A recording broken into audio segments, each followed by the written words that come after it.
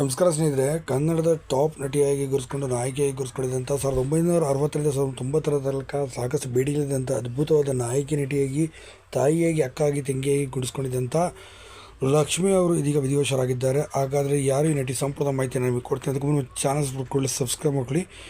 ಏನು ಲಕ್ಷ್ಮೀಬಾಯಿ ಹೆಣಗಿ ಅವರು ಇದೀಗ ಕೊನೆಯ ಸೆಳೆದಿರೋದು. ಲಕ್ಷ್ಮೀಬಾಯಿ ಹೆಣಗಿ ಬಾಳಪ್ಪನವರು ಇದೀಗ ಕೊನೆಯ ಸೆಳೆದಿರೋಂಥ ನಟಿ ಅಂತಲೂ ಕೂಡ ಹೇಳ್ಬೋದು. ನಿಜಕ್ಕೂ ಕೂಡ ಇದೊಂದು ಆಘಾತದ ಸುದ್ದಿ ಅಂತಲೂ ಕೂಡ ಹೇಳ್ಬೋದು ಸ್ನೇಹಿತರೆ. ಯಾಕೆಂದರೆ ಸಾಕಷ್ಟು ಹೆಸರು ಮಾಡಿ ಹಾಗೆ ಶಿವಮೊಗ್ಗದಲ್ಲಿ ಇರುವಂಥ ನಾಟಕ ರಂಗದಲ್ಲಿ ನೀನಾಸಂನಲ್ಲೂ ಕೂಡ ಪ್ರಾಧ್ಯಾಪಕಿಯಾಗಿ ಗುರುಸ್ಕೊಂಡಿದ್ದಂಥ ಲಕ್ಷ್ಮೀಬಾಯಿ ಹೆಣಗಿ ಅವರು ಇದೀಗ ವಿಧಿವಶರಾಗಿದೆ. 95 ವರ್ಷ ವಯಸ್ಸಾಗಿದ್ದು. ವಯಸ್ಸಾದ ಕಾಯಿಲೆಯಿಂದ ಬೆಳೆದಿದ್ದಂಥ ಇವರು ತೀವ್ರ ಹೃದಯಾಘಾತವಾಗಿ ಇಂದು ಮುಂಜಾನೆ 3:30 ಸುಮಾರಿನಲ್ಲಿ ಕೊನೆ ಸೆಳೆದಿದ್ದಾರೆ.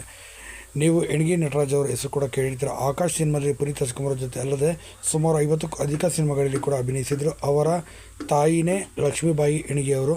ಇದೀಗ ಅವರು ಕೂಡ ವಿಧಿವಶರಾಗಿದ್ದಾರೆ. ಹೆಣಗಿ ನಟರಾಜ್ ಅವರು ವಿಧಿವಶರಾಗಿದ್ದಾರೆ.